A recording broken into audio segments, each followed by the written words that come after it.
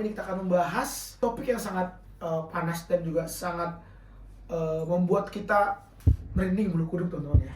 Jadi kita malam ini akan membahas tentang Kopi Mirna, yang dimana sebelum Kopi Mirna ini cukup akhir-akhir ini memberikan banyak gonjang-ganjing ya di dunia maya maupun dunia berita ya. Semua tuh membahas tentang Kopi Mirna. Tapi sebelum itu kita memperkenalkan diri, di mana saya Mike Armando sebagai host yang akan memandu podcast pada malam hari ini, dan akan dilanjutkan oleh mas-mas yang pojok. Bisa langsung perkenalan.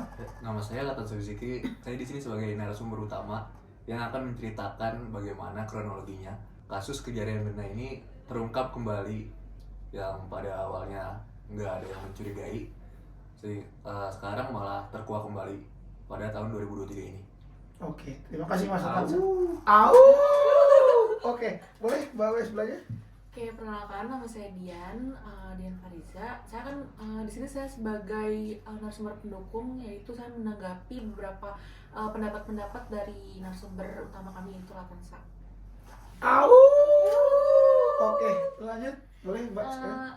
Halo semuanya, perkenalkan nama saya Fadil Hanifa. Di sini saya sebagai narasumber pendukung. Saya juga akan menanggapi beberapa pendapat-pendapat dari teman-teman saya ini, dan juga saya akan mengambil rangkuman dari film Ice Cold di Netflix.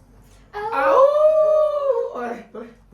Halo semuanya, perkenalin nama saya Cirawarti. Di sini saya berperan sebagai narasumber pendukung. Di sini saya akan menyebutkan beberapa fakta-fakta dan juga akan menanggapi mengenai pembicaraan yang akan disampaikan oleh narasumber utama kami. Check it out. Oke, mungkin kita udah perkenalan semuanya ya. Dia mungkin di meja ini adalah orang-orang orang hebat ya, yang akan mencoba untuk mengupas bagaimana kasus ini bisa terjadi, bagaimana dinamika yang terjadi dari tahun 2016 adanya tuduhan atas Jessica Kumala Wongso yang mungkin hingga dia masuk penjara, dan mengapa sekarang terkuak lagi. Apakah terjadi karena film Ice Cold, atau apakah karena masyarakat yang merasakan bahwa hal ini perlu digali lagi? Kita akan cari tahu setelah jeda pariwara berikut ini. Oke, selamat datang di podcast malam-malam. Sial gua melek banget nih. Nah, bro. Sial gua nggak ada di sini bro. Kamu pakai kamera berapa? 6. Lu kayak itu. Ini pakai ini aja caranya. Itu bagus tuh, dia se-Indonesia lah. Lu kayak pelosok juga sebenarnya tetap bagus. Gak boleh tuh bro. Murah nggak tapi? Murah dong, pasti. Lu biayain di belakang, nanti kan tukang cat pusat. Ini boleh. Iya.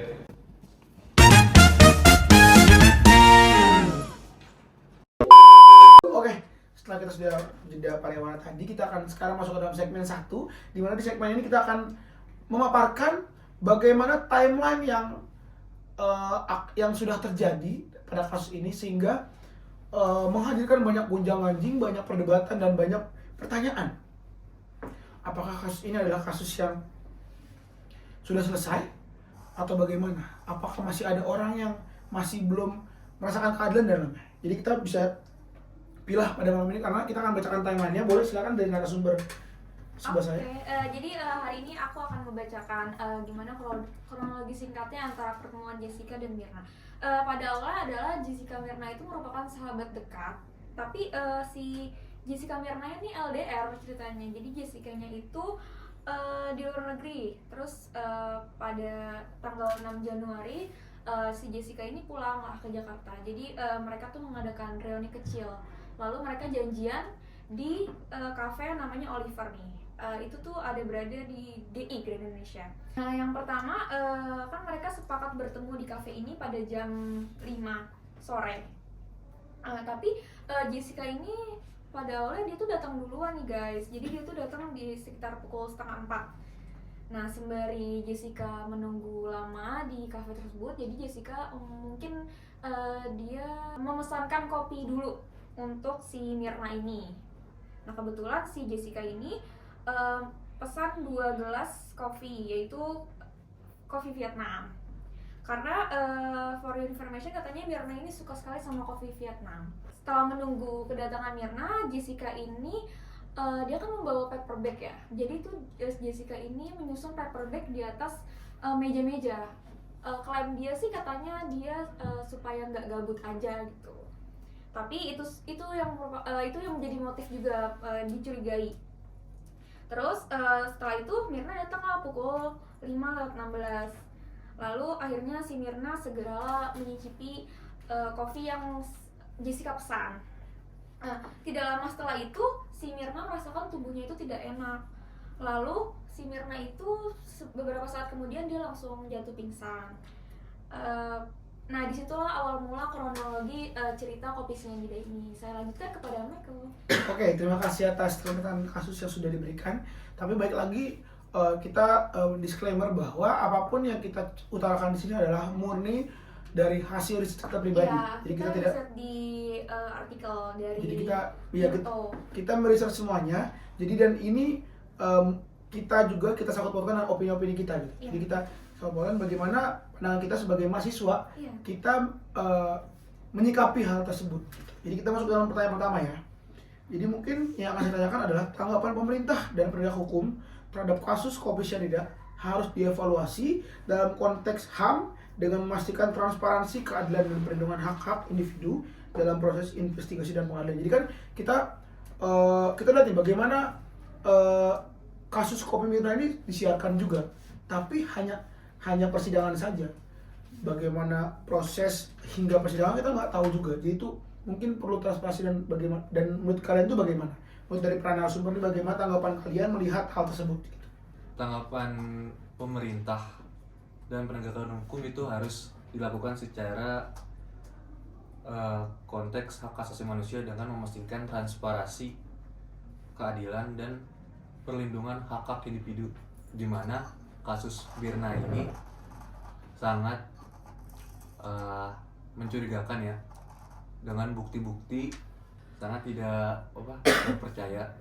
Contohnya pada saat di otopsi itu Mirna itu nggak terbukti kalau dia meninggal karena adanya cyanida, dan CCTV-nya sangat mencurigakan di mana Jessica itu nggak baru cyanida di kopi Mirna itu cuman sekilasan doang. Di CCTV-nya itu sangat mencurigakan, dan dengan spekulasi dari Hasibuan itu menyimpulkan bahwa dari dari bukti-bukti itu tidak Cukup untuk membuktikan. tidak cukup untuk membuktikan. Oke.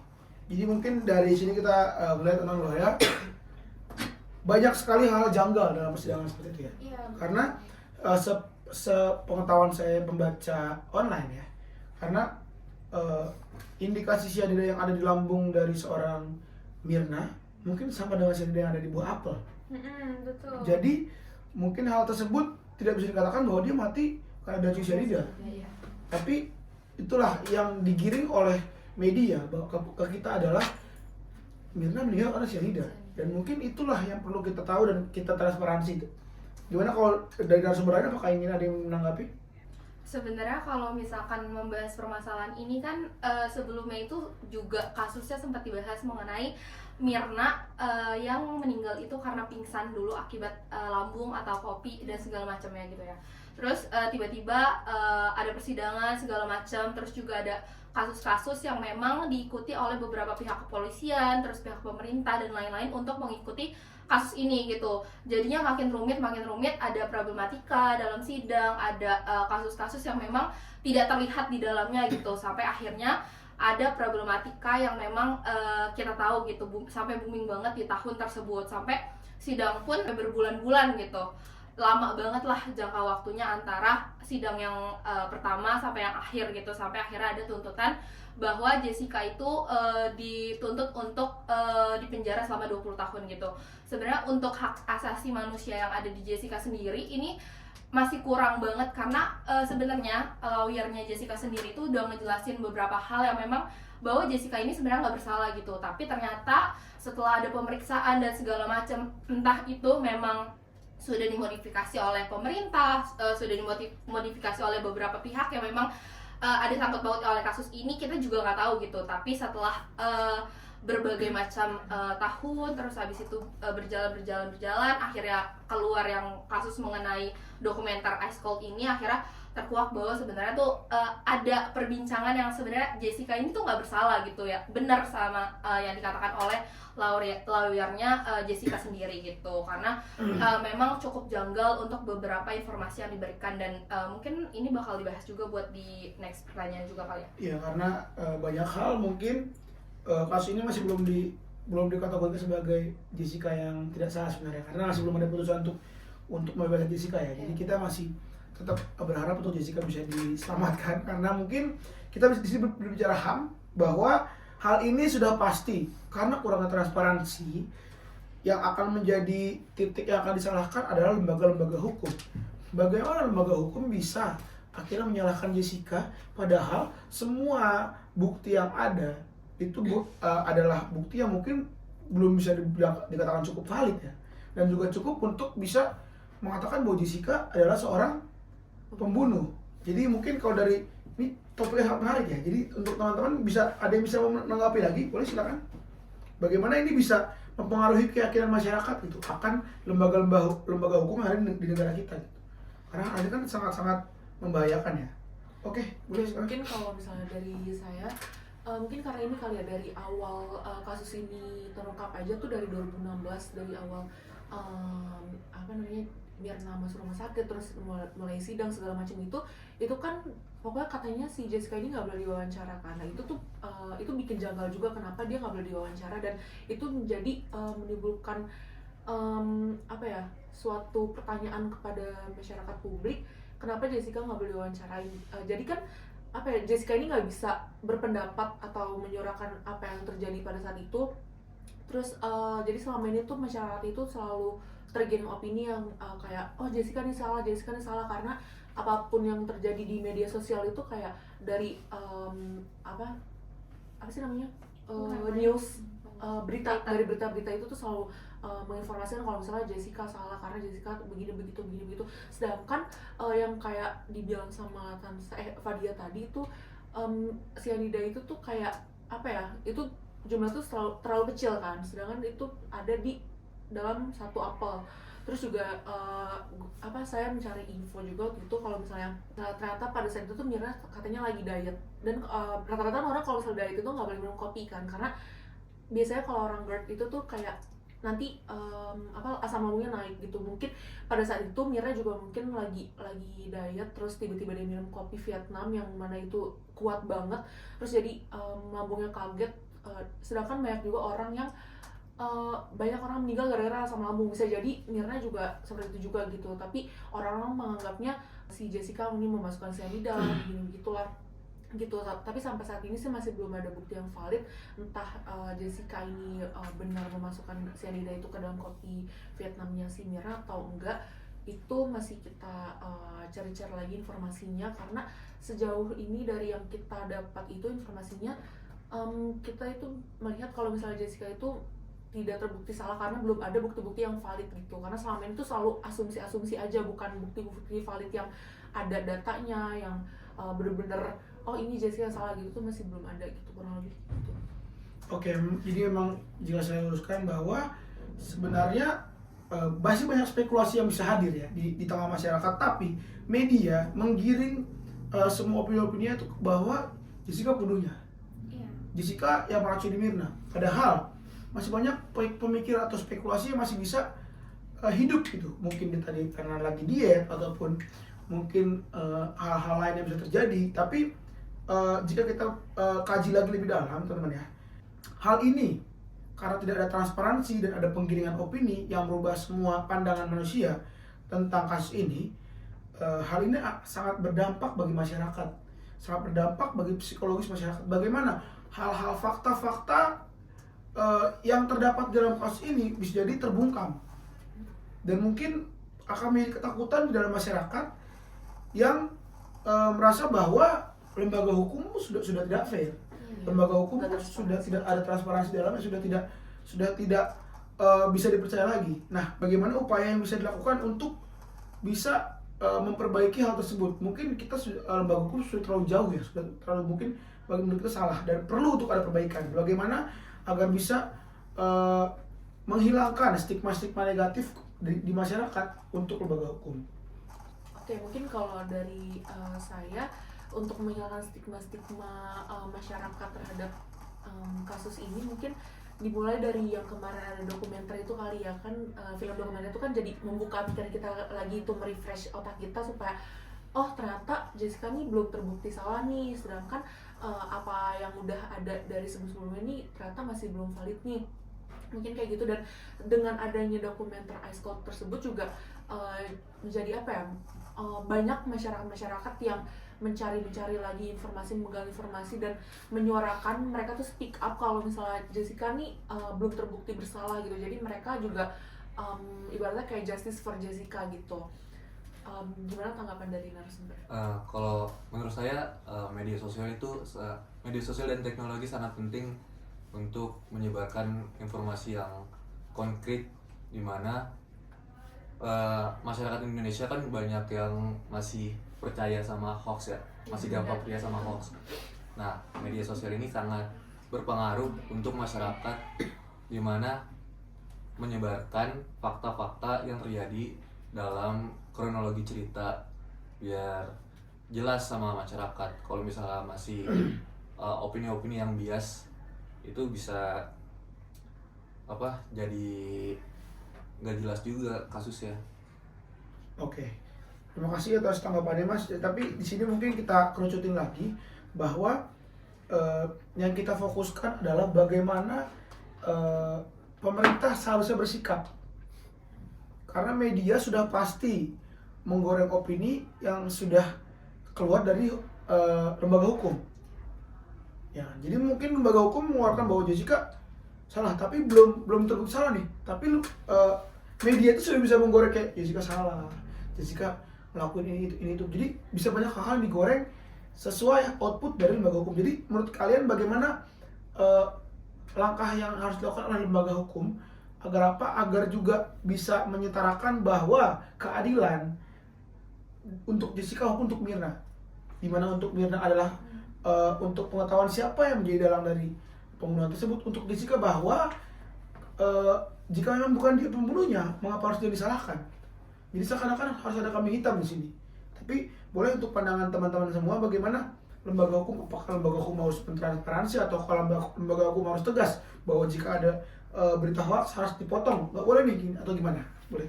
Nah mungkin dari kasus kemarin Jessica Mirna itu kan menimbulkan beberapa dampak psikologis itu bagi masyarakat sekitar, yang berupa yaitu kecemasan dan tidak percaya kepada keadilan hukum Indonesia. Nah mungkin dimulai dari semenjak adanya film dokumenter Ice Cold ini kan dari yang masyarakat Indonesia mempunyai stigma bahwa Jessica itu membunuh Mirna. Nah setelah film itu keluar, masyarakat lalu berbondong-bondong untuk membuat tweet, yaitu merangkum semua cerita-cerita Ice Cold dan semua dari wawancara dari Bapak Otto, terus dari bapaknya Mirna pun semua masyarakat tuh menjadi satu rangkuman gitu. Jadi mungkin untuk hukum Indonesia itu jadi tuh aku dengar dari berita-berita itu katanya memang Bapak Otto ini sudah persiapkan lagi untuk kasus ini tuh dibuka kembali, cuman masih belum ada keputusannya mau dibuka lagi atau enggak. Jadi mungkin dari hukum itu mungkin media itu kan sangat berperan penting dalam mengubah opini semua masyarakat Indonesia gitu sih. Jadi mungkin kalau hukum itu udah mau dibuka lagi kasusnya, cuman memang belum ada keputusan atau konfirmasi dari pihak manapun gitu sih. Oke, jadi emang pemantiknya bisa dibilang suka nggak suka adalah Ice Cold. Iya betul. Mungkin film dokumenter itu adalah film dokumenter yang mungkin digarap oleh orang luar negeri karena Netflix kan luar negeri teman-teman ya. Tapi mungkin itu bisa memantik isu hukum ada di negara kita. Iya betul sekali. Jadi mungkin jika kita tarik lagi lebih jauh, kita akan menonton, kita akan mengupas lagi bagaimana hal ini jika kita fokuskan ke dalam hak asasi manusia yang mungkin masih belum didapatkan oleh Jessica sendiri. Jika semua omongan atau pembicaraan tentang Jessica yang dikatakan bahwa bukan Jessica yang bersalah, Jessica yang kami hitamkan, itu benar. Berarti ada kecacatan dalam pengambilan keputusan sehingga mengapa Jessica disalahkan. Tapi itu akan kita jelaskan dan akan kita kupas setelah jeda pariwara berikut ini. Itu beneran kering nih. Ini minumnya nih, Bar. Apa nih? Oh, amis. Air segar dari pegunungan.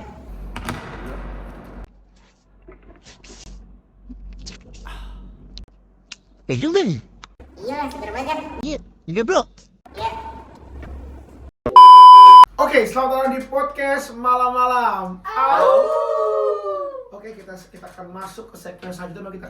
Kita akan membahas masalah hak asasi yang mungkin seharusnya hak asasi manusia ini dimiliki oleh semua orang, semua manusia, semua masyarakat yang hidup di Indonesia perlu memiliki hak asasi yang mungkin di kasus ini kita melihat ketimpangan keadilan yang dimana hukum bisa dikatakan merenggut hak asasi yang dimiliki oleh Jessica Kumala Wongso. Karena dari kasus-kasus yang sudah kita baca, yang sudah kita ikuti, bahwa Jessica ternyata diadili. Dan kita lihat fakta yang mungkin belum terlalu valid, tapi didokumenterkan di film Ice Cold, dimana di situ banyak fakta-fakta terkuak, yang dimana bahwa sebenarnya bukti-bukti untuk menyalahkan Jessica itu belum valid, karena ada bukti-bukti counter yang bisa mengatakan bahwa Jessica bukan pembunuhnya. Tapi jika kita fokuskan ke dalam kasus salah tangkap ini, mungkin bisa dikatakan salah tangkap ya. Mungkin apakah dari para narasumber, apakah ada undang-undang yang mengatur hak tersebut? Boleh, silakan dibacakan. Sebenarnya dalam kasus akhirnya persidangan itu Jessica udah kena pasal oleh persidangan gitu di pasal 340 KUHP gitu. Tetapi setelah permasalahan yang ada dan adanya dokumenter Ice Cold ini, ternyata Jessica tuh nggak salah gitu, nggak benar-benar terbukti kalau misalkan bersalah gitu. Dan ini sebenarnya bisa masuk lagi ke pasal 95 ayat 1 gitu. Nah, pasal 95 ayat 1 ini berisi mengenai kekeliruan hukum yang mana sebenarnya Jessica itu bisa menuntut balik. Dan memang yang sebenarnya tadi kita udah jelasin juga nih, kalau misalkan kasus ini bakal dibuka lagi, terus juga kasus ini bakal dibahas, tapi dari pemerintah maupun dari institusi dan pihak-pihak manapun itu belum ada keterlibatan khusus dan keputusan yang akan dilanjutkan untuk persidangan ini gitu. Jadi memang sebenarnya kasus ini tuh tercantum juga di undang-undang bahwa sebenarnya Jessica itu hadir atas kekeliruan hukum yang memang dijalankan oleh pemerintahan Indonesia dan juga berbagai pihak elemen lain gitu di pasal 95 ayat 1 KUHP gitu. Ya, jadi bisa dikatakan bahwa di sini Jessica masih belum mendapatkan keadilan. Ya, karena jika Jessica pun nanti sudah diadakan, karena omongannya sudah bakal ada Bakal banding. ya, Ya, jadi dan jika pun benar bahwa Jessica bukan pembunuhnya, saya rasa di situ hak Jessica sudah tercoreng selama ini ternyata. Karena sudah 7 tahun dari 2016 Jessica sudah dipenjarakan, dan selama 7 tahun juga hak dari Jessica sudah dicabut menurut saya. Karena di situ seharusnya tidak boleh memenjarakan tanpa bukti yang valid. Tapi di sini bukti-bukti semua mungkin bisa dikatakan terbungkam ya. Dan bisa dikatakan bahwa Jessica adalah pembunuhnya tanpa kita lihat dari pandangan lain, tanpa masyarakat diberikan pandangan lain, masyarakat diberikan pilihan lain untuk menelaah kasus ini. Dan sampai akhirnya di ending dari cerita ini, saat 7 tahun Jessica sudah mendekam di penjara, akhirnya keluarlah video dokumenter yang mungkin membuka wawasan masyarakat, wawasan khalayak umum di Indonesia khususnya ya. Nah, jika seperti itu, sebenarnya masyarakat pasti akan sangat takut ya, pasti akan sangat was-was bagaimana orang-orang yang tidak bersalah bisa disalahkan di peradilan hukum yang cukup, bahkan sudah heboh loh peradilan hukumnya, tapi masih bisa disalahkan dengan bukti yang mungkin belum terlalu fix ya, belum terlalu valid, tapi bisa dimasukkan ke dalam penjara. Dan hal ini mungkin gak hanya terjadi di Jessica ya, jadi banyak juga kasus-kasus yang terjadi, korban salah tangkap, mungkin korban pembunuhan yang ditangkap siapa, ada kasus anak SMA yang mungkin ditangkap, yang mungkin dipukuli dan disiksa untuk mengaku padahal bukan dia pelakunya. Hal tersebut sangat merugikan masyarakat dan perlu untuk diteliti lagi lebih lanjut. Dan kalau seperti ini, bagaimana tanggapan kalian terhadap HAM yang mungkin dicoreng di sini? bagaimana tanggapan kalian untuk menyikapi bagaimana lembaga hukum bertindak dan juga bagaimana media sosial bertindak dalam kasus-kasus salah tangkap ini. Boleh silakan. Kalau menurut saya, media massa itu harusnya mengangkat kasus ini terus-menerus sehingga pemerintah mengajukan adu banding. Dimana kalau misalnya kita ngadu banding, media sosial ini akan menyebarkan berita-berita di mana hukum ini nggak dipercaya lagi. Jadi itu sangat bahaya bagi nilai dari hukum Indonesia itu sendiri. Jadi kalau menurut saya pemerintah di sini harus tegas ya dalam mengajukan uji banding sesegera mungkin.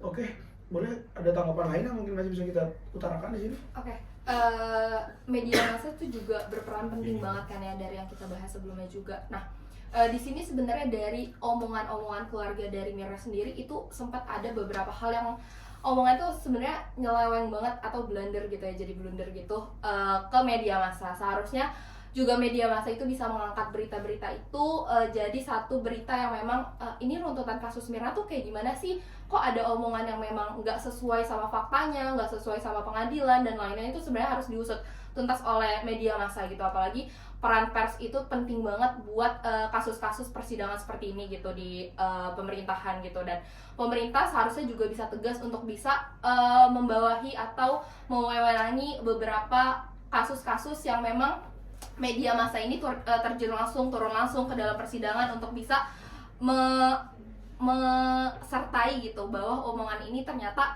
ada kekeliruan atau kesalahpahaman dan lain-lain gitu. Mungkin itu bisa jadi bahan evaluasi pemerintah untuk bisa sesegera mungkin melakukan pertimbangan untuk hal-hal yang memang terdapat kekeliruan ke depannya di kasus-kasus persidangan gitu. Boleh, oke. Terima kasih. Apakah ada yang mau berpendapat lagi?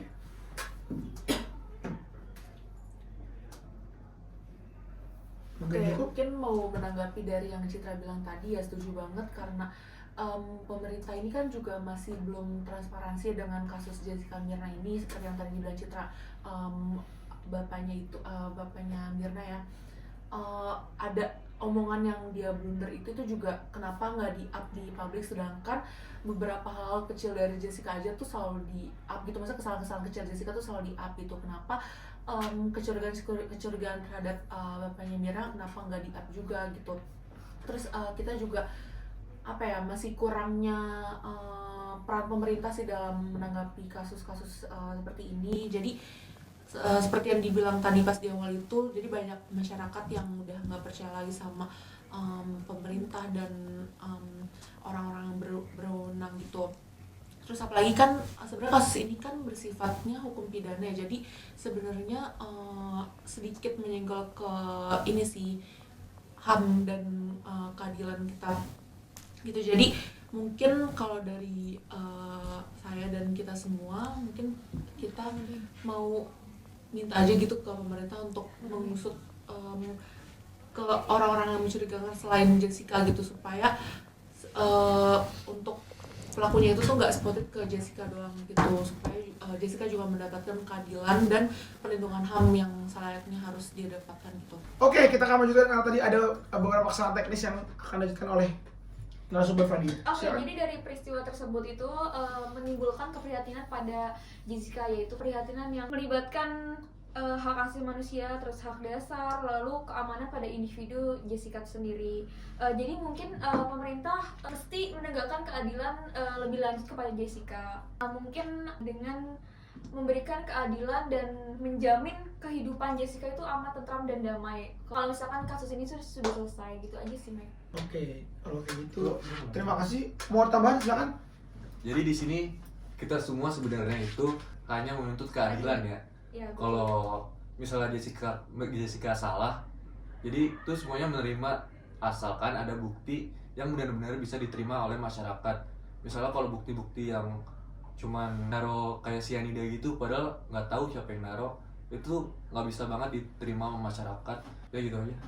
Oke, terima kasih atas narasumber sudah memberikan tanggapan yang cukup menarik ya. Jadi kita masuk ke dalam closing statement mungkin ya. Terima kasih.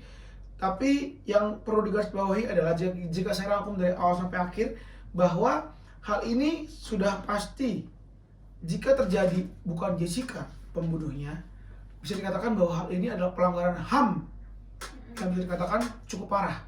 Karena dari 2016 hingga sekarang Jessica masih dalam penjara.